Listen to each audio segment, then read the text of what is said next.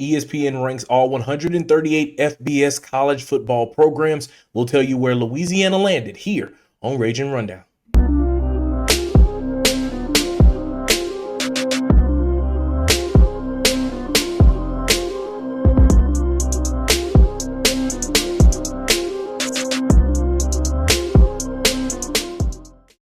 What's good, ladies and gentlemen, and welcome into another episode of Ragin Rundown. All Cajuns, all the time. I'm your guy, Jamarcus Fitzpatrick, but you know you can always call me Fitz. And in today's episode, we will be talking about some rankings that ESPN recently released, talking about college football programs at the FBS level and where the Ragin Cajuns officially landed in those rankings. So the Cajuns wrapped fall camp on Friday, and now they are fully going into game prep mode. It is full speed ahead, preparing for the Lamar Cardinals on September the 5th.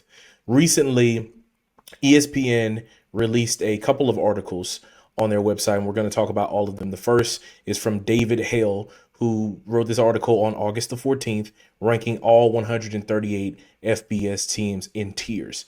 The other article is by Bill Connolly, who says that final preseason college football SP plus rankings and takeaways for 2026. So we'll start with David Hale's article. We won't bury the lead. Louisiana lands in the work in progress tier. So all of the tiers, the way that they stood, locks, trust issues, is it their year, on the come up? It has to get better. Group of 6 contenders. And below that, it is, are we having fun yet? And then the final one is not the worst, or the second to last one is not the worst, and then technically still FBS programs. So Louisiana lands in the tier 17 group, and I know that probably doesn't sound great, and part of it is also very similar to what Cajuns head coach Michael Desormeaux said when I asked him a question about what he thought, or what I thought was the AP polling giving Louisiana 4 votes. It's about a 2-minute answer. You've probably already heard it if you've listened to our episodes consistently. And if you have, thank you so much for doing that. But if you haven't, I'm going to play this full clip for you, react to it again so we can talk about it and give context before we get into the rankings. It's always those things where it's like, I don't put a whole lot of stock in anything preseason. I mean, I think whether it's really good or it's really bad, I mean, none of it really affects what you do. You talk about blocking out noise and you talk about all these things, but I mean, our players hear it. It's in their face all the time. What you hope is that it motivates them, to say, hey, maybe we're closer than maybe what people think. But at the end of the day, you got to go play the games. And I mean, that's the thing to me with all of it is, whether they pick you last or they pick you first, none of it has anything to do with what's actually going to happen. And college football today, I think the hardest thing in the world is to have a preseason poll.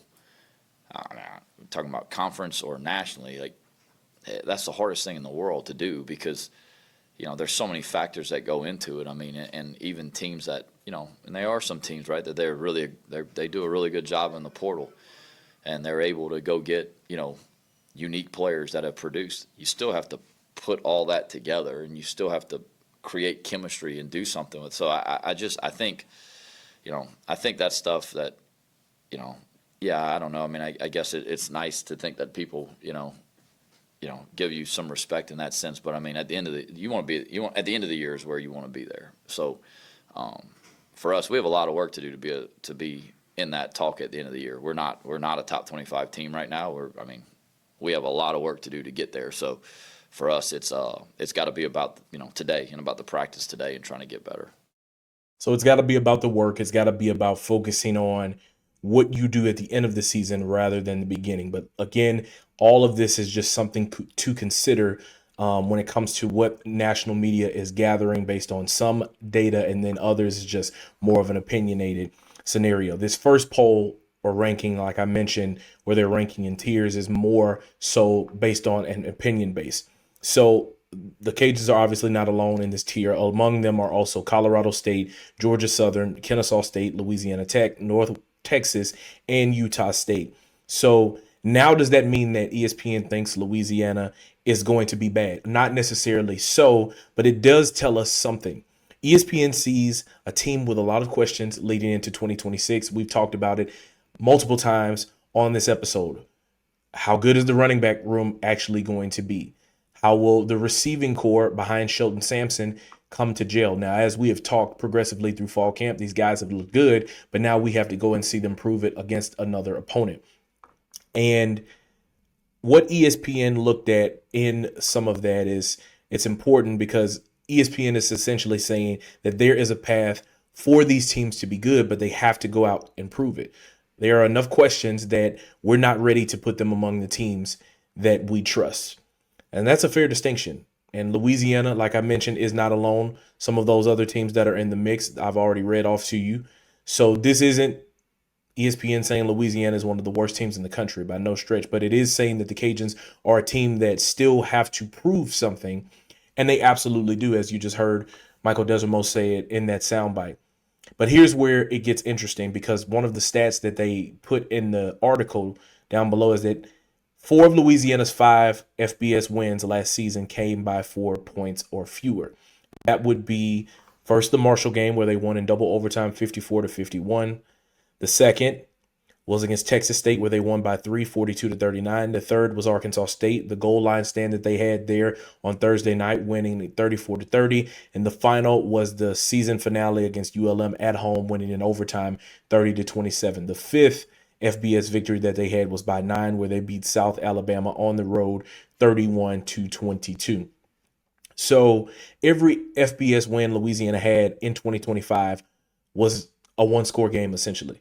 That tells you two things. One, the Cajuns were competitive, and the margin for error was extremely small. And that was mainly because they were decimated by injury, which we know that here in the Lafayette market and people that saw how this team played last season and what they were stacked up against. But let's start with the argument that ESPN might actually be right, that Louisiana is in a working towards progress or work in progress rankings. Because if we're being honest, UL has earned some of that skepticism. They finished 6-6 last season, despite the fact that they won their last 4 to become bowl eligible. But this wasn't a dominant 6-6 record, as we just mentioned in the wins that they had. They spent so much of the season trying to find consistency through a lot of those injuries. And when you look at the wins, ESPN's point becomes even more interesting. If you're constantly playing in one-score games, eventually you're going to lose some of them. That's just football. Because with the margin for error being so small and it being a game of inches, it takes one play, one misstep, one missed tackle, one missed assignment away from losing or winning a ball game, because that's just what college football and sports in general truly is. Louisiana's problem wasn't necessarily that it couldn't compete. It was that it struggled to be able to separate itself whenever it was time to actually do that against other competition. That's a major difference when you really look at that. A championship level team doesn't just win the game. They're able to control the game, find ways to control the game, and they put their opponents away.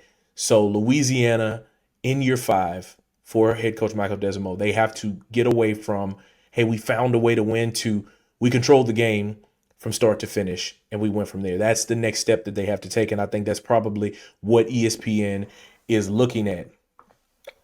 Now, there's more to the story that we have to consider in this one, because there's another way that you can look at those close wins. You could say that Louisiana barely beat those teams, or you could say Louisiana has consistently found a way to win close games, particularly when their backs were against the wall and one more loss would have put them out of bowl contention. They found a way to scrap and claw to be able to get the victories they needed to stay alive. Because if Louisiana had lost 4 of those games by 3 points that we had mentioned, we'd be having a completely different conversation. Instead, they were able to win those games, and that matters. Close games aren't automatically a sign that a team is bad. Sometimes they're a sign that a team knows how to execute when the game is on the line. They know how to make that one block, that one tackle, that one throw, that one big play that can separate them from a win or a loss. The question is whether that ability is going to be sustainable and can it carry over into 2026, because Louisiana doesn't need to completely reinvent itself. There are a lot of things and pieces that they still have a part of the puzzle that are going to be closely similar, but now it's about going out and trying to find a level of consistency.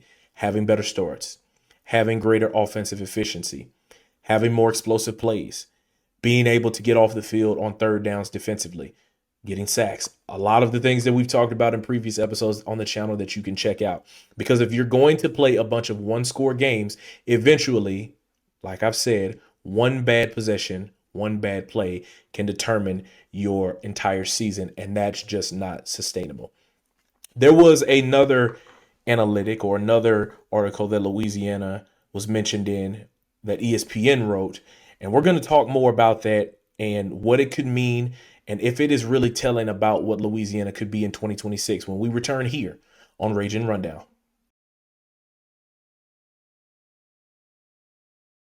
Hey guys, thank you so much for tuning into another episode of Ragin Rundown. We're going to get back into the action in just a second. But before we do, if you're tuning into this podcast on YouTube, thank you so much. Please do me a favor. Please like this video, share it, and leave a comment down below. But most importantly, make sure you subscribe to the channel. If you're listening, please follow the podcast feed, rate the show, and leave us a review because that's going to help us get in front of more Ragin Cajun fans just like yourself.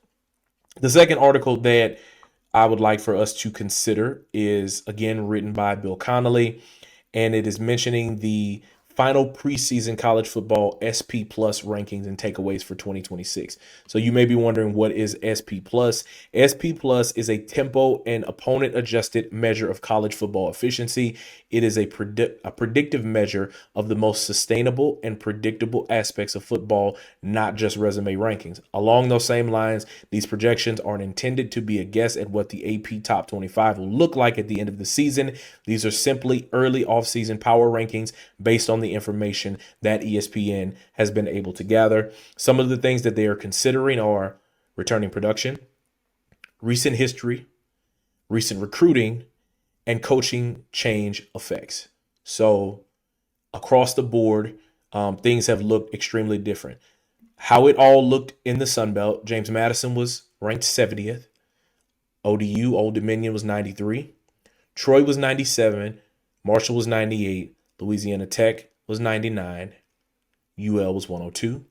After that, it was Georgia Southern at 103, A-State at 106, App State at 112, South Alabama at 116, Coastal Carolina at 117, Southern Miss at 128, ULM at 136, and Georgia State near the bottom, second to last in the FBS at 137.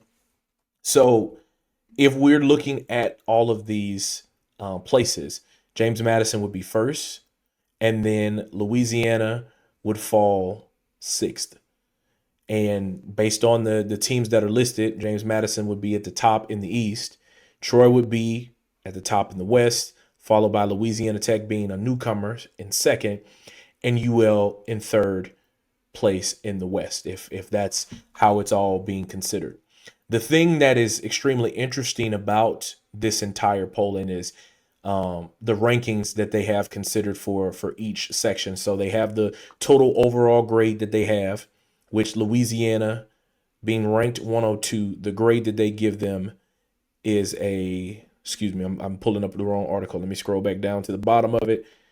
The other article says that they have a negative 10.6 in total overall ranking. James Madison is a negative 0.9. And then I'm scrolling down to find the next Sunbelt team. Old Dominion is a negative 6.9. Troy is a negative 8. Marshall is a negative 8.2. Louisiana Tech is a negative 9.1. So there's a small margin of difference in all of this. Then we look at how they are ranking each one of these teams in terms of offensive and defensive efficiencies. The total offense that they have Louisiana sitting at would be ranked 78th, which is right in behind, I believe, Marshall is 60th, where they have them. Louisiana Tech is 99th. Troy has the 95th offense. And then you go back up to where James Madison is. They have them as a 64th best offense, averaging 26.7 points per game that they are predicting. Obviously, these are based on some of the information that they've gathered and that they're looking at. Lunch Winfield coming back, Sheldon Sampson, being someone that is going to be returning despite the fact that he was out all of fall camp with injury.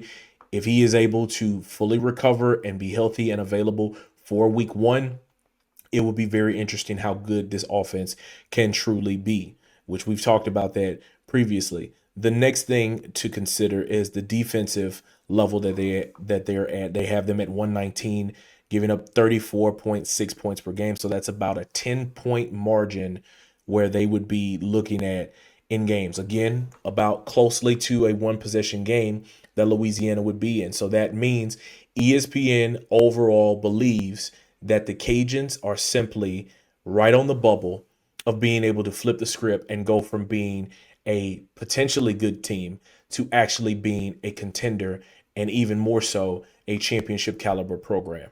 The next thing to consider is special teams. They have them at a negative -0.5, which is 115. They have the strength of schedule, which is 107, which is kind of in the middle tier with some of the rest of the teams. Troy's is 103, Marshall is 100, Louisiana Tech's is an 85, and then James Madison is a 132. The total wins or average wins that they're looking at for these teams, this is very, very interesting, right? James Madison, they have them at a 8.9 potential amount of wins that they could see them giving, an average number of wins. So 8 to 9 wins is where we're looking at. Then Old Dominion is 7.2, despite the fact that they're ranked 93rd in the SP Plus rankings. After that, Troy, 7.2, Marshall, 7.7, Louisiana Tech, even though they're ranked above Louisiana, 6.5, UL, 7.5.